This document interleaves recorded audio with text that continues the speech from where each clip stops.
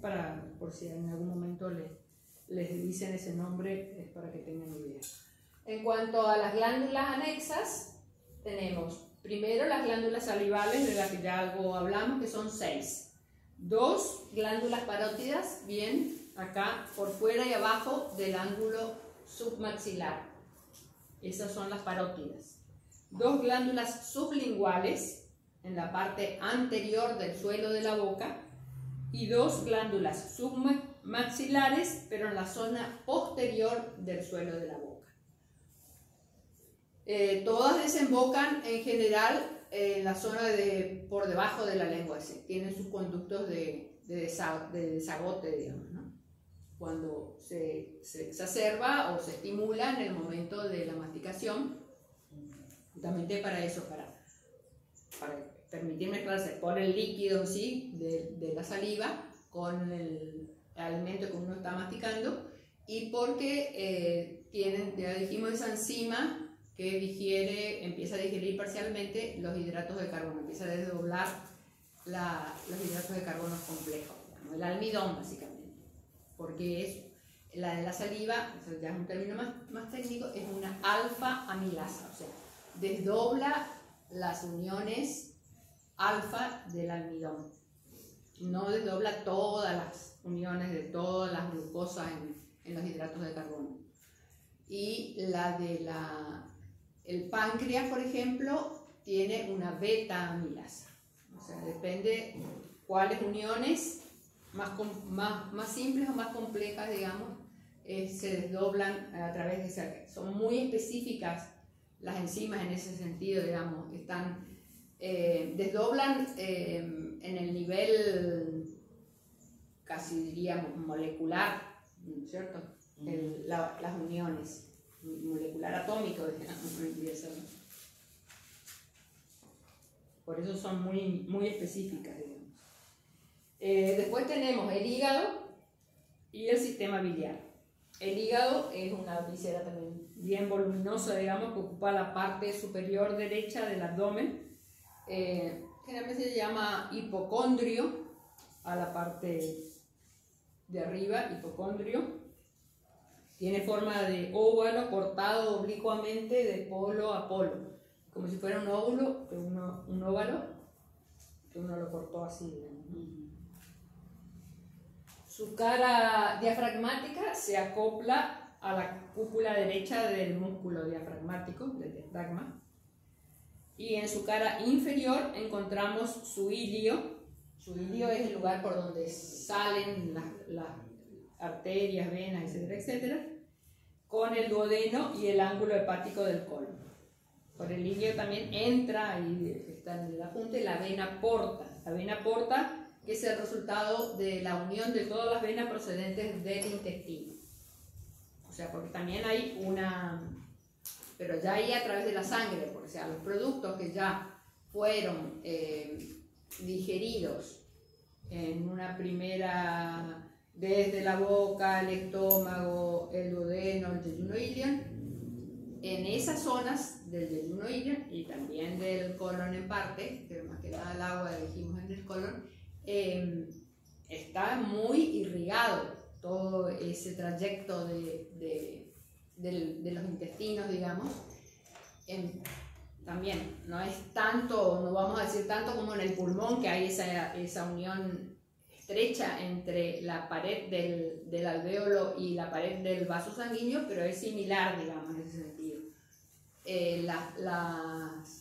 Las sustancias ya degradadas, más simples, digamos, se absorben y se llevan a través de la sangre, en este caso, al hígado, donde también en buena parte se detoxifica, digamos. Además de que el hígado tiene su secreción propia, también cumple una función de terminar de degradar determinados productos que pueden llegar a ser tóxicos, unirlos por metilación, por ejemplo, a otros radicales para que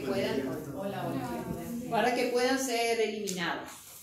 Generalmente por riñón, por ejemplo, bueno, veremos después cuando hablemos de aparato urinario. Bueno, ahora no estamos hablando tanto de la fisiología, pero les quiero comentar porque que habla de la vena porta y la importancia de esas venas que vienen desde el intestino, digamos, y van hacia el hígado. También entonces en la cara posterior, entonces la cara, dijimos, en el ilio entra la vena porta, en su cara posterior o por su cara posterior asciende la vena cava inferior, y en la cara inferior surge el conducto hepático de secreción de bilis, que se reúne, habíamos anticipado algo, con el conducto cístico que proviene de la vesícula biliar. Una vez reunidos forman el colédoco, que desciende para desembocar en el duodeno, en una zona que se llama ampolla de Vater. No importa que lo recuerden, solamente para que si alguna vez lo escuchan. En la ampolla de Vater por el esfínter de Oddi. Cada cosa tiene su nombre. La mayoría es por quien nos descubrió, quien nos describió. Sí, el páncreas es otra víscera acoplada al marco duodenal. Dijimos que el duodeno le formaba como un marco, y en él se distinguen tres porciones: la cabeza, que es la parte adosada a la curvatura duodenal, el cuerpo y la cola.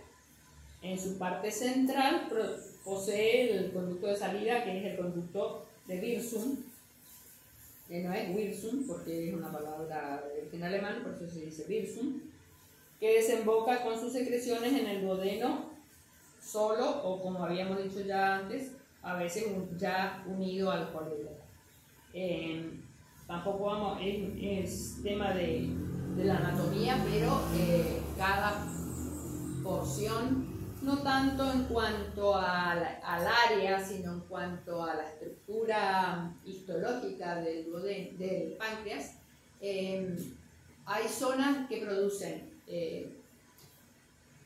una secreción que es destinada a la digestión y otras que son de secreción que corresponden más al sistema endocrino, porque tienen que ver con el metabolismo de la glucosa.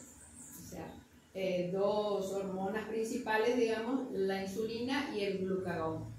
La insulina ayuda a que la glucosa entre a la célula y el glucagón tiene el efecto contrario. O sea, ambas hormonas se sintetizan en otras células dentro de lo que es la matriz celular del páncreas. Hay células alfa y células beta, digamos, que producen distintos tipos de secreciones.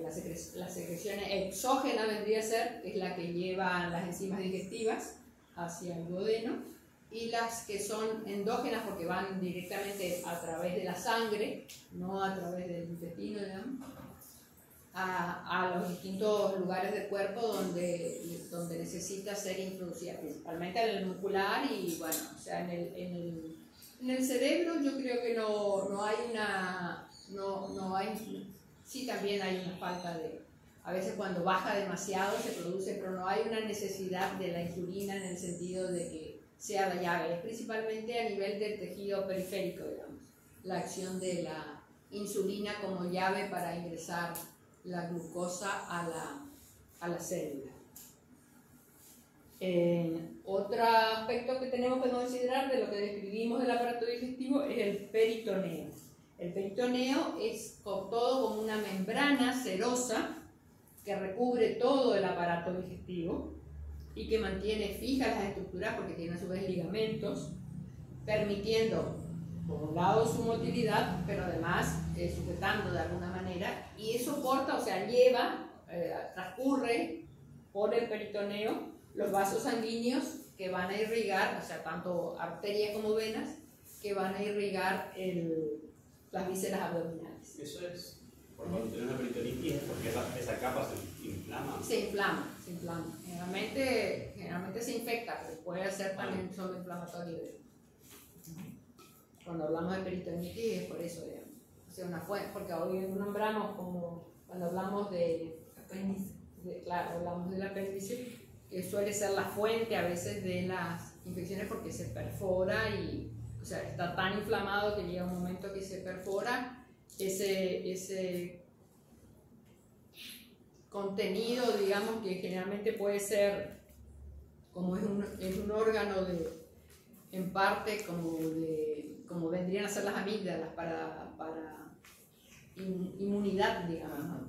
Pero llega un punto en que las bacterias que se acumulan ahí ya no hay manera de retenerlas, digamos, se crea como un cultivo prácticamente de determinados microorganismos, y si eso se revienta, va hacia toda la es como que calidad. está en una forma que hace que no pueda circular, entonces... Claro, pues es como un fondo de saco. Claro. Claro, no puede volver, digamos, hacia el colon. O sea, también en el peritoneo también hay vasos linfáticos, y también en todo el abdomen hay nódulos linfáticos, ganglios linfáticos, digamos, ¿no? Más allá de la placa de Peyer que hablamos específicamente en el duodeno, en general en todo el cuerpo, y también por supuesto en el aparato digestivo, digamos, que están cumpliendo esa función de inmunidad, digamos.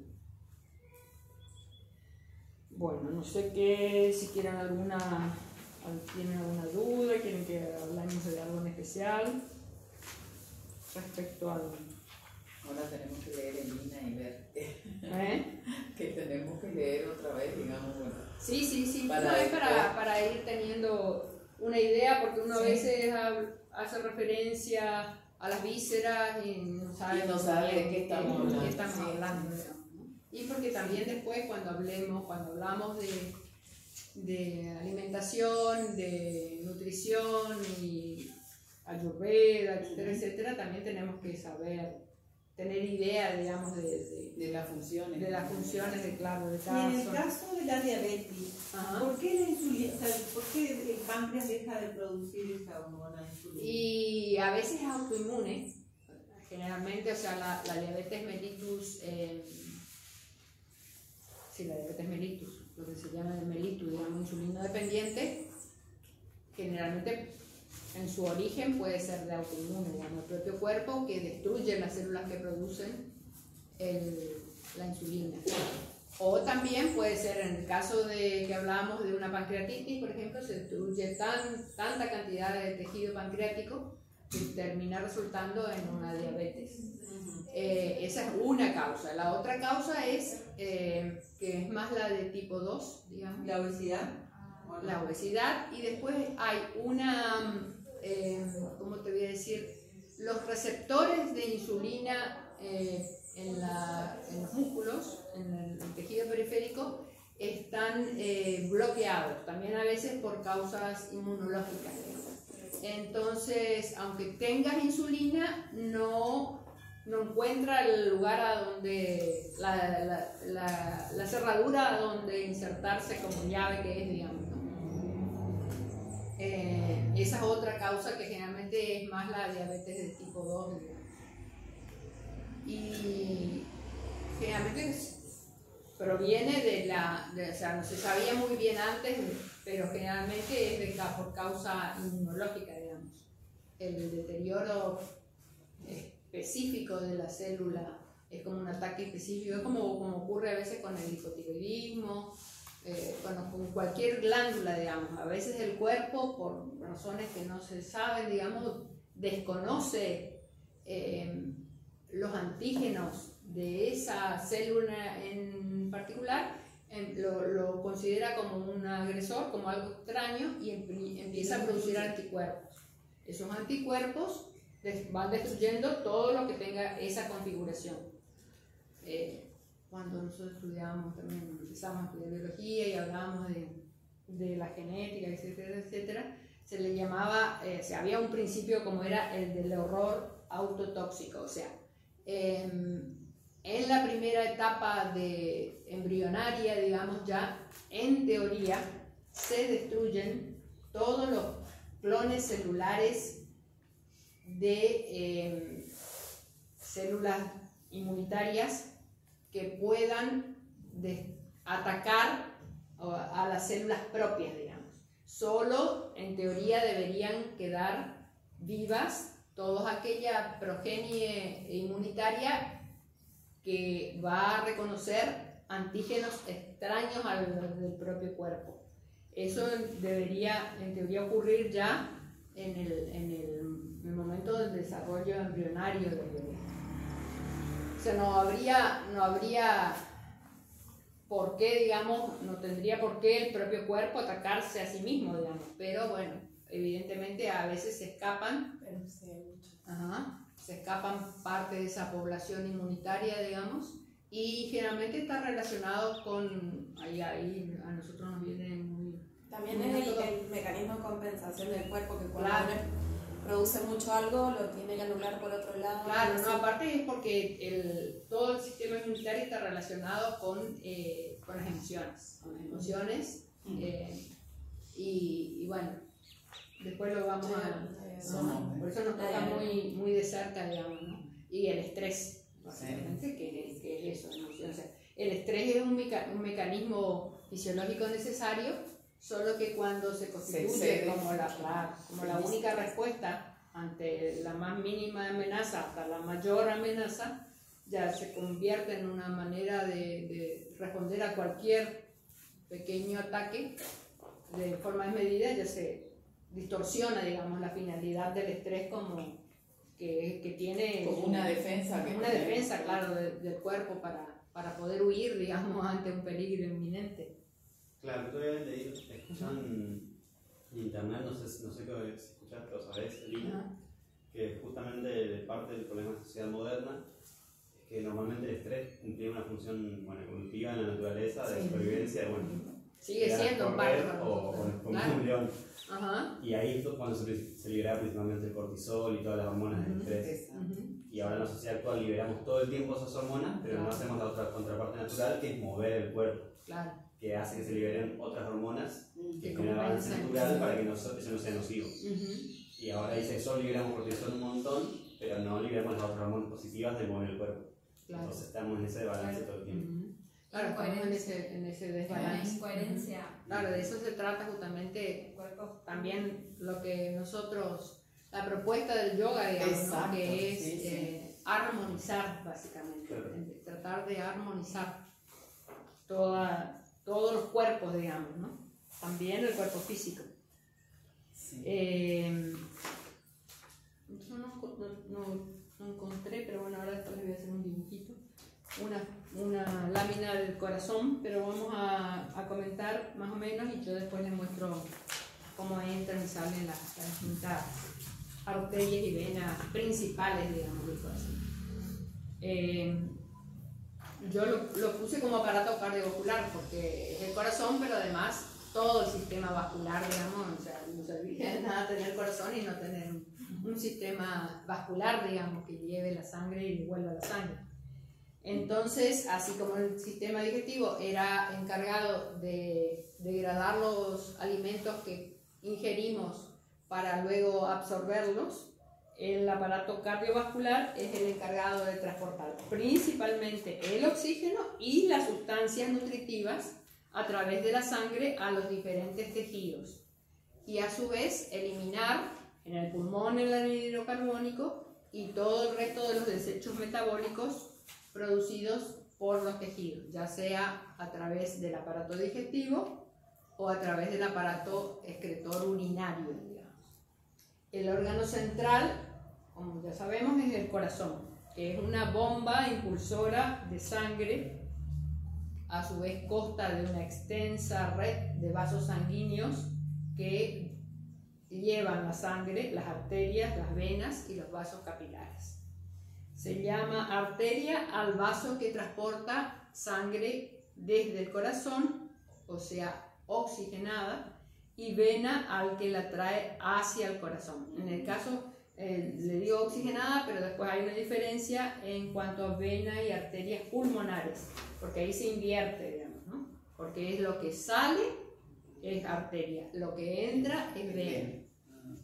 No importa tanto si importa, sí, pero ahí hay una pequeña distinción que tenemos que hacer en cuanto a vena y arterias pulmonares, que son, aunque entran y salen del corazón, no tienen, se invierte la que es oxigenada y la que tiene mayor contenido de anhídrido carbónico. La red capilar, que son todos esos finos vasos sanguíneos, a veces más finos que un pelo inclusive, conecta ambas redes, la arterial con la venosa, digamos. Es un lugar como de anastomosis, en esa red capilar, que es lo más fino, ya a nivel de los tejidos, es donde se produce la transformación de la composición de la sangre. O sea, cada célula individualmente cede el oxígeno, el anhídrido carbónico y los nutrientes. Acá está al revés, parece. Cede la célula. No, bueno, la sangre cede a la célula del oxígeno y los nutrientes y recoge el anhídrido carbónico y a la inversa. O sea, cada célula cede mayor proporción de anhídrido carbónico, que cuando vimos ahora respiración celular vimos que es uno de los productos principales del metabolismo productor de energía. Habíamos dicho, la fuente principal productora de energía son los hidratos de carbono. Los hidratos de carbono con el oxígeno se oxidan, digamos, ese sería el término químico específico, produce como resultado de la degradación agua, anhídrido carbónico y energía que se acumula en forma de ATP. O sea, ese sería el proceso que hay dentro de la célula para que la célula pueda vivir, digamos. Necesita energía, necesita para otros procesos, digamos, y utiliza de esa manera los hidratos de carbono como fuente principal de energía. Pero entonces, como resultado de eso, queda como desecho principal, bueno, el agua, que no sería tóxica, pero también tiene que haber un equilibrio ahí entre lo que entra y lo que sale, el anhídrido carbónico y otros productos del metabolismo celular. Inclusive cuando la célula está privada de glucosa, por el motivo que sea, quema otros productos, proteínas, o sea, primero grasas, y si ya tampoco tiene grasas, utiliza las proteínas como fuente de energía, digamos. Pero la utilización tanto de grasas como de proteínas como fuentes de energía producen otros desechos que son bastante más tóxicos y más difíciles de ser eliminados. Bueno, volvemos a la circulación. En general, entonces podemos establecer, así como dijimos que hay una red de arterias y venas que se conecta por la red capilar, tenemos una circulación que llamamos mayor, que es la circulación sistémica, la que va desde el corazón a todos los tejidos, inclusive al cerebro, y una circulación o circuito menor, que es estrictamente la circulación pulmonar, entre la comunicación entre el corazón y el pulmón. Porque aunque el corazón es el que impulsa, el pulmón es el que elimina el anhídrido carbónico en gran parte, digamos, no en todo, y permite el ingreso de la sangre más oxigenada al corazón para desde ahí ser impulsada hacia los tejidos. Entonces la circulación mayor se establece entre el corazón y todos los tejidos, incluido el tejido pulmonar. El tejido pulmonar también necesita ser nutrido, digamos. Entonces, no es que solamente las grandes arterias y venas pulmonares, sino que el tejido mismo pulmonar necesita una irrigación propia que proviene por otro lado del corazón, digamos. Es decir, que los pulmones tienen una doble circulación.